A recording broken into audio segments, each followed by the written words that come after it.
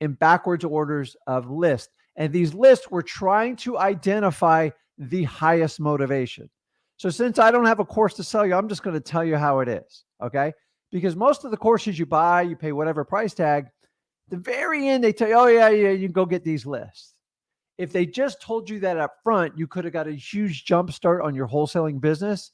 And they make it seem like they figured this out. This has been around a long time, long before I was wholesaling, and it'll be around a long time after you and me are both wholesaling. So my next one, my son talks about this all the time, fire damage list. Okay.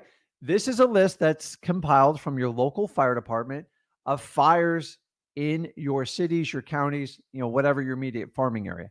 And why these are critical, because these houses somebody owned, there's a fire, there's usually some sort of insurance claim, maybe there's not, and there is a list created, okay?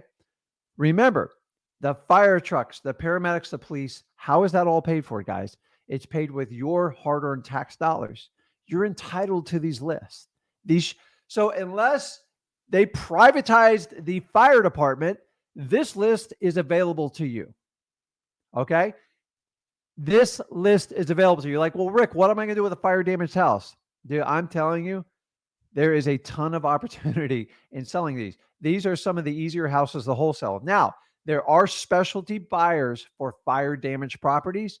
You'll have to spend a little bit more time locating them, but they go and hunt these deals down. So you're providing a service by talking. So you can get the list from the fire department. The fire department can't sell it to you. Who's going to sell it to you?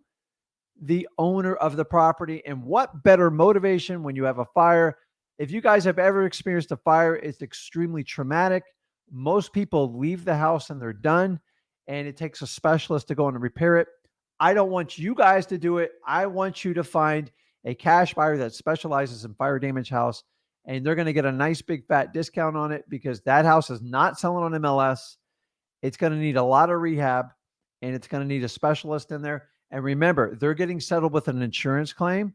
So they are much more willing to take a large discount on that house. You just have to be the person to go out and talk to these owners. And I'm telling you, do not overlook these. Okay. It's really, really important. Now, before I move on to the next one, I'm here to tell you that you guys know this. You already talked to me. You will get resistance on some of these lists, some more than others. And I'm going to tell you which ones you're going to get the most resistance on. Okay. Resistance does not mean stop. And in wholesaling words, it really means, dude, keep going. Don't stop. Keep going. The reason for this is most people, when they get some sort of resistance, like, I'm sorry, Rick, you can't have that list. Oh, okay. I'll see you later. That can't be you, man. You can't be a wholesaler and do that. You are going to be trained ninja. So in the comments, tell me, how do you overcome resistance? And put it in there, because you guys, here's a little clue. It rhymes. Okay. I have 20 years experience in this. I used to walk away the first 2 times I did it. And then I learned I'm not walking away anymore. I am like going to overcome this. So Jason pays attention all the time. He's always here. So to overcome resistance, you got to meet it with persistence. Persistence just means you ain't going away. So you have to do it in a kind manner. This is not a permission slip to be nasty, run people over. It's actually the opposite. You've got to be super nice to people. Like, there's too many nasty people in this world. Do not add on to that. You've got to deal with it. So a lot of times, now, number one, there's a difference. When you guys are going to get these lists, when you're doing it in person, you have a greater probability, much higher, probably double than what you're going to do on a phone. Okay? You have to understand that. Okay, guys, unfortunately, I got enough people in queue. It's not going to let anybody more in. So if you're like sending a message, there's nothing I can do. I've got to reward the people who clicked in there first.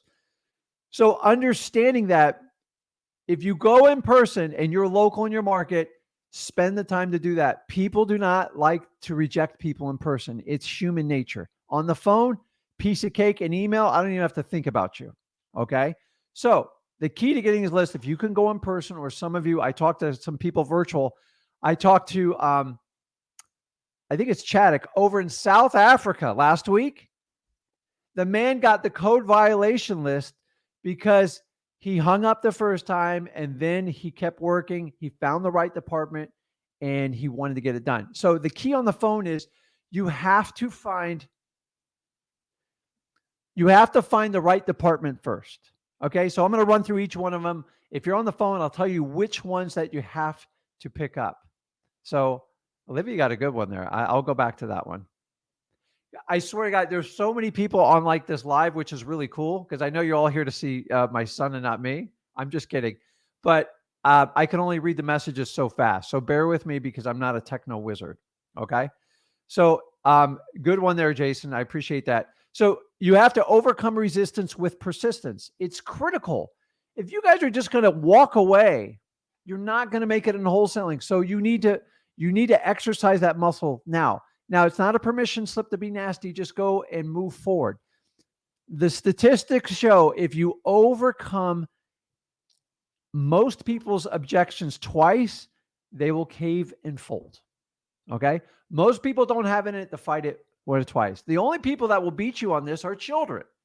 So if you've ever had kids, I remember when Zach was little, when he wanted a toy or something, he would sit there and 15, 20, 30, 40 times. And just when he thought you would give, just when you thought the kids would give up, they come back at you again. So think like a kid when you're going to get these lists and just kill them with honey and kindness and be super nice. A little hint, when you go in person and you got to wait at any of these building departments or anything like that, if you have to wait for someone, make sure you stay in line of sight of them. If you're in line of sight of it, oh my God, Rick's looking at me. Oh my God, I can't. I learned this the hard way. If you move over to another room, you will sit there for 2 hours. Now, I'm not sitting anywhere for 2 hours for it. It's got to be a really good list for that. But usually in 10, 15 minutes, they're like, okay, come on over. And remember, use the same rapport building skills that we teach you to work with sellers. The same thing works with these lists. Nobody goes over the details. Everybody just tells you, just go get this list. And I love that you guys go in the detail and go, okay, here's the issues I have with it, and we deal with it. Okay. So the fire or damage, it's really simple. Just go to your fire department. Most firemen and firewomen are beautiful, lovely people. They do an amazing job. They do a service for our cities and our counties, and you should thank them. Maybe even bring them something.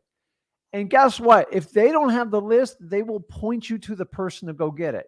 I promise you, whenever there's a fire, they have to report it. They're like a mini business. So they have to report and I guess share it with the city commissioners or whatever. You got to find a way to get a hold on that list. So that one, it's critical. We buy properties. Now, I don't buy a ton of them. Luckily, we don't get a whole lot of fires here, but remember, there's more than one fire department too. Okay. There's usually one for each city. And sometimes there's even a county department. So the bigger of a metropolitan area you have, the more fire departments will be. You've got to find a way to find that consolidated list that'll help you out. Okay. And I don't think the fire damage is not that hard. It is public record, guys. Think about that. There is no private fire company that I'm aware of. Okay. So it's a public service. It's safety. It's of higher essence. So your tax dollars pay for it. Okay. The next one, the water shutoff. Now, I've already told you guys, this one is 50-50. Okay. Here is the precursor to water shutoff. They have to be a public utility. If it's private, they don't have to share it with you. It doesn't mean they won't share it with you, but the odds of them sharing it with you are probably going to be slim to none. And guys, by the way, listen, if you like what we're doing, do me a favor, smash that like button, hit the subscribe button, and put the comments in there. It helps everybody find our channel. And I want to help out as many people as possible. Unless you guys just want to go to the gurus and just pay for everything and then come back to me and say they didn't fulfill it, it's your choice on how you want to do that. So guys, water shutoff. So understanding water shutoffs, when they just shut off the water, think about this. If your water shutoffs, what's your motivation? You can't wash your hands. You can't do a lot of things. I'm not going to get in the detail here, but it ain't good. Okay. You can't cook. The bathroom, you can't take a shower. No one's living in that house without water. Okay. So if you can get that list, it is one of the highest motivations. Honestly, I'm questioning why I even put it at number 6, but I'll get to that when we get to it. So I want you to completely understand that. So moving right along here, because I want to get to all everybody's one-on-ones here. The next one is your eviction list. Now, this list is easy.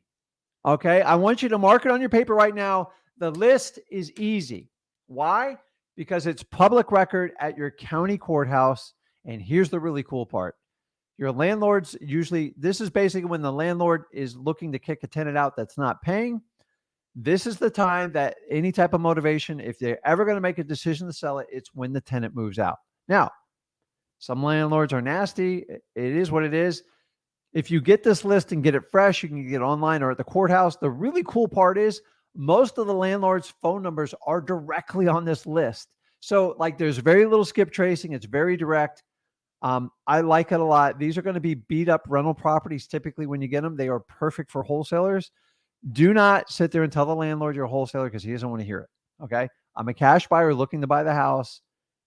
You know, is that something you want to part with? And just get into it. This is a numbers game with it. The eviction list isn't huge. I will tell you, there's a lot of people not paying their rent right now. These numbers are going to go up. Okay. So going in a down market, you should track your eviction list. And when you see it growing, you should get super excited because I got some of my best deals off these eviction lists. And by the way, here's a little hint on this. When you look up the property owner and you look at the property they're evicting for, see if they own any other properties. You would be surprised how many properties these own. Some own 30 or 40. I will tell you, once they own like 4 or more, they're what I consider like professional landlords, the ones that have been around for like 10 years plus. What you're looking for is the one that bought 2 or 3 properties that have no idea what they're doing and they just want to get rid of it. The market's dropping. Guys, this is one of the best opportunities to get motivated sellers. I love the eviction list. I'm going to be honest with you. This is probably the easiest of all the lists to get. It's not huge. And if you can get online, even better. And these things are filed daily. All the courts are open back up during this whatever. I'm not going to call it anything. The previous few years we've been through, it's been a nightmare on the eviction list. So the only list that I think is kind of screwed up is the state of California and maybe New York, because apparently it's really hard to evict anybody for anything. Here in Florida, you can kick anybody out in 20 days. Like it's just really, really easy. So I like my state for what we do. Guys, go get the eviction list and watch that list grow. It's going to get thicker and thicker, and it's going to give you more opportunities. And keep in mind, when they sell it, the property is usually wrecked. It's vacant and it's ready to go. And usually they own most of them. Most of them are owned for all cash. Just the ones that are beat up, they own them for cash. So they have a lot of room to give you a discount. Go and get that one. Okay. So let's see. I'm not good. 7654. See, I can count. 7654. Coming in at number 3. Tax delinquencies. And I'm going to spend a little time on this one because everybody just kind of mulls over this. So a tax delinquency is a list that's derived usually at your county level, not at the city, at the county level. So property taxes are used to fund a lot of the county's functions. Remember the fire department? Oh yeah, we're paying for that. Your police department, the funding of your schools, critical. Water management, all where you get your city water and everything. Guys, this is all funded with real estate tax dollars. If these dollars don't get paid, your city and county will cease to function, and that's not an option. So what they do, say I owe $2,000 on a tax bill, usually comes due at the end of the year, November, December, and then you got till spring to pay it, March, April. If you don't pay it, they do what they call a tax certificate, and they auction them off. And so it's still $2,000, but they auction off the percentage the investor is going to get for buying it. By the way, buying a tax certificate does not mean you're entitled to any type of ownership of the property. It doesn't even give you first crack to buy it. It's just a return on your money, and that's it. You cannot own the property off a tax certificate. There's people out there saying that. I'm telling you, I've owned a lot of them. That property you can file a foreclosure, but then it goes to auction and you have to bid on it just like everybody else. The only saving grace, if nobody else bids on it, then you have a shot. that is a like less than 1/10 of a 1% chance, because I've done auctions for like 20 years. It doesn't happen. So now you're going to get, this list is long and it's thick. Okay. You got to have to learn how to sort this list. Some of the wealthier people, okay, let's blame it on the wealthy. They like to use the tax bill as a financing option. I swear to God on this. So they'll pay their tax bill the very last day because they think they can get a higher and better use for your money. You're looking for someone that's at least, I like to look for people that are 2 years behind and have an average, like medium price house of value. So you can look off the tax assessed value.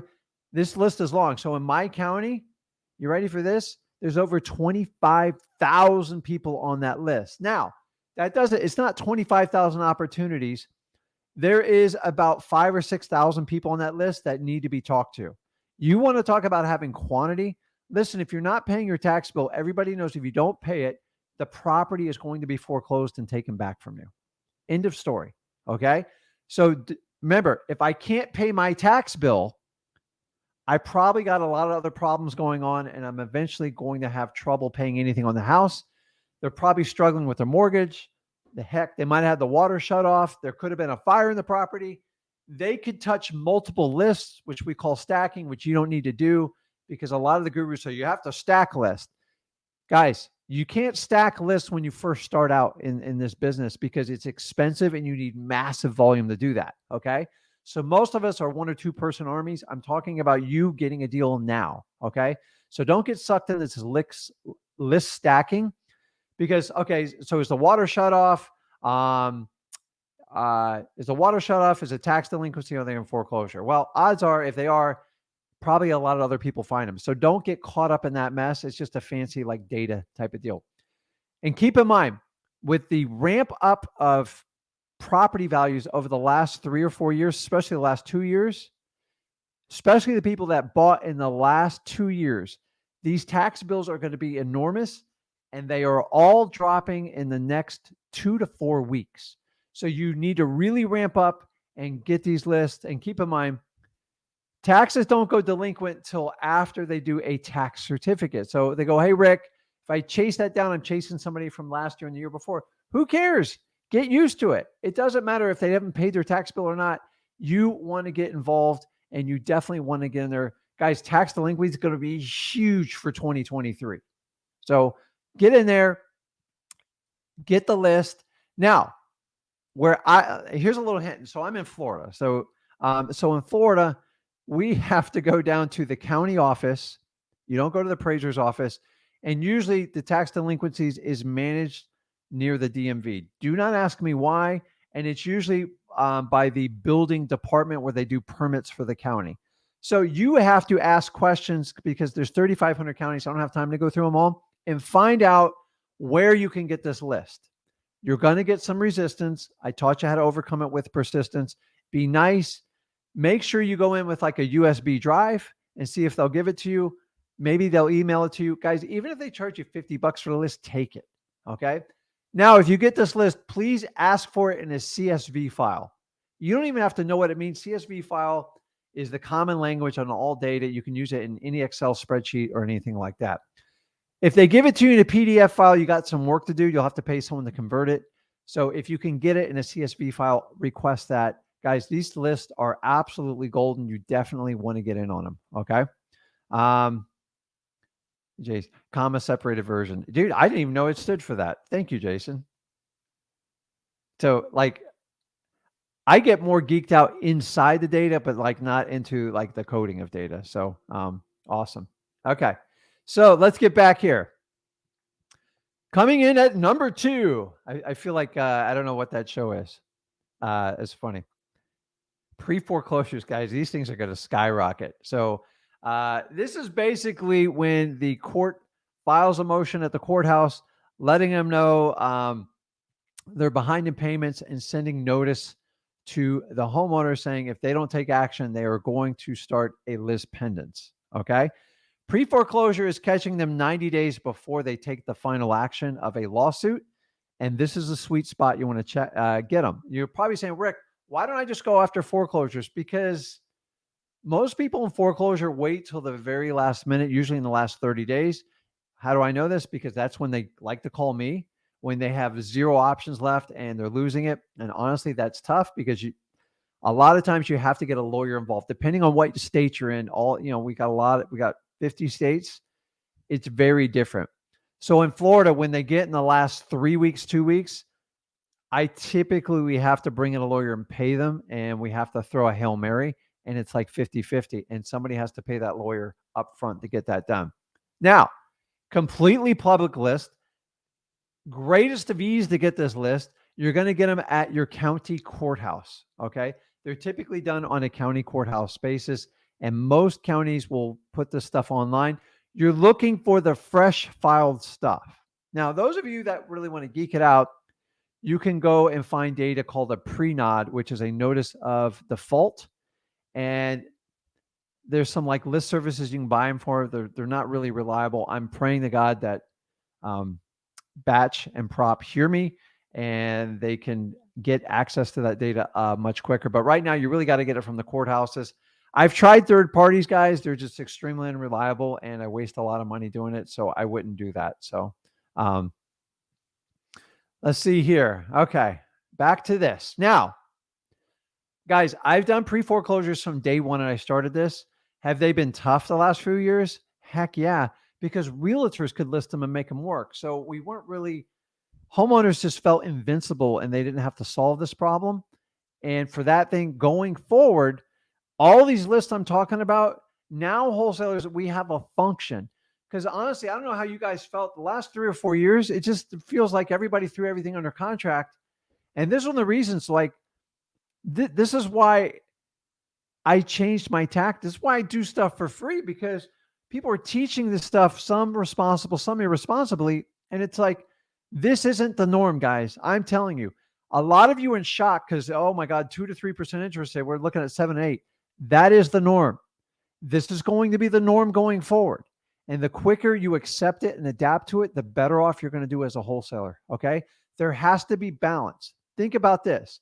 Our Federal Reserve, if they're stuck at a 2% interest rate and something catastrophic happens, and I don't know if it's wood or not, but if it happens, how are you going to lower the interest rate to stimulate the economy? You can't do it. It's very unhealthy. It's borderline irresponsible. I believe politics plays a lot in it, but I'm not going down there because this isn't a politics show. And for that reason, understanding people are having shock about this. I'm here. Accept it. It's the norm. 7, 8% should be a normal rate. Okay. We're not going back down to 2. Then the perfect world, it'll probably go down to 5 when the Fed needs to stimulate, and it goes back up to 8 or 9 when they need to penalize the market. And that's how it works. Okay. So coming in at number 1, and you guys know if I didn't put probates, let's see who puts it up there first. You're crazy if you're not doing this list right now. Okay. Go ahead, put in the comments in there. And no, we did probates last. Now, probates is a long-term number 1, but I'm talking about right now. I need a deal 30 days, maybe 60 days, definitely this year. What list am I going to go to that I have not mentioned? I'm waiting for you guys to figure out what's behind me here. Dude, Justin's on fire today. So Justin's right on. Code violations. I'm telling you guys, they are the fastest ticket to find a problem with a home, which is going to lead you to a motivated seller. Okay. Code violations, hands down, are, I've never stopped doing them. They are so, they're going to give you motivated. High grass. Who doesn't mow their lawn? It's very cheap to mow your lawn. If you're not mowing lawn, listen, life has a way of sneaking up on people. And remember, real estate is a symptom of human issues. Okay. People don't want to sell their house. They don't want their house to get trashed. They don't want the grass to grow tall, but this thing called life gets in the way. Okay. I got 52 years experience of it. I'm telling you, stuff happens. Okay. It happens. So you need to find where, so if I want to find a fire, I'm going to go look for smoke. If I want to go fishing offshore, which I know you guys hate these analogies, I go look for birds. You know why? Because birds are working to find the bait fish that the fish are pushing up. So code violations is the same thing. Now, Code violations used to be really easy for full disclosure. They've gotten a lot tougher, and I will tell you up front. So, McKinsey, on the code violations, just get the entire master list and you sort it out. Okay. You can focus on the most 30 days, the last 90 days. You'll see code violations on there from 5 years ago that haven't been cleared. You want the entire list. The more you can get, the merrier, and then you can sort the information out. Because the minute you start instructing that department to filter them, they're either going to charge you or not help you out. Now, full disclosure, this is a list that you want to go in person and absolutely get, because it is, if you call on the phone 9 times out of 10, they're going to tell you to pound sand. Okay. But my friend Chadwick from South Africa, hopefully he's watching the recording because he's like, I believe it's 12, 13 hour difference time zone. He massaged his way through it on the phone, and I walked him through it. And guys, you just got to take some effort. Okay. This isn't going and ordering McDonald's. What is it? The quarter pounder, Big Mac meal, whatever it is. It's not the number one. You got to be like really nice about it. Now, this list is not the easiest to get anymore. It's very hard to get over the phone. You have a much better shot of getting it in person. And so the key is, when you go up to these windows, talk to people, look at the pictures in their background. Most people put their family, they got their dog, and use your rapport building skills. Find a commonality and talk to them just like you do a motivated seller. Listen, back when I started this, I didn't have to do that, but we just guessed. We went to department to department, like, how can I find these people? Nothing's really changed other than more people are focusing on this list. Towns have gotten bigger. What happened is a lot of people were trying to pull this data and sell it to us. So I'd rather you get the data live. It's much better. No one's ever going to be able to sell you code violations. If they do, they're lying to you. It's just the truth. Code violations, guys, they rock. They work really well, and I love them for that. You will get resistance, okay? So if somebody on the live today wants the role play, going to one of these departments and getting shut down, that's a great one too, because we're all having to up our games. But you guys are in the most exciting time ever in the last 10 years, in my opinion, of wholesaling, okay? I see signs of stuff that's happened 9, 10 years ago. And I don't think it's going to be nearly as bad, but there's going to be issues, guys. These interest rates aren't going down. All you have to do is look at, you guys, you don't have to get all geeked out with data. You can look at, like I taught you, I did one on how to pull like your data. So if you guys want to track on how much inventory is in the MLS, which is a great indicator, just research, just put in your county and put national realtors. And then they usually have a public site where you can get data from. The downside is this data is somewhere between 3 and 4 months behind. It kind of sucks because we're investors and we're investing today. But when you see the inventory skyrocketing and it gets massive, people have more choices.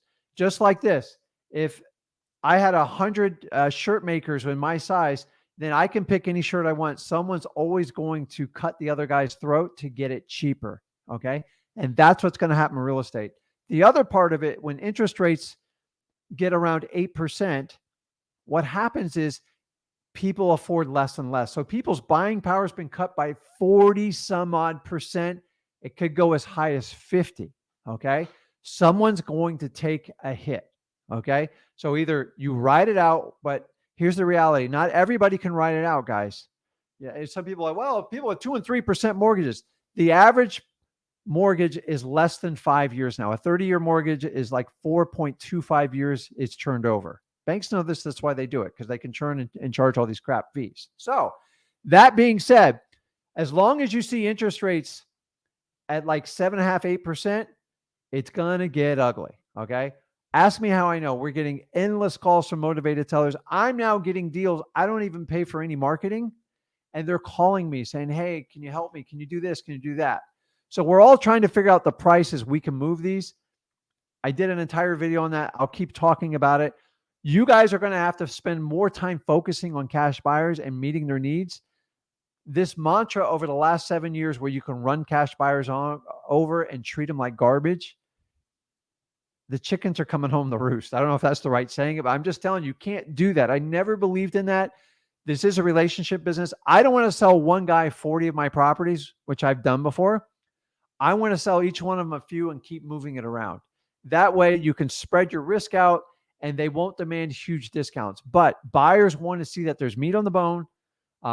They're anticipating discounts to go on and on. Because remember, if you sell them a beat up property, they might have to sell it 6 or 9 months down the road. And remember, a real estate dropping at 1.5% a month, it could severely affect them. And remember, inflation's killing everybody. It's not just like real estate. So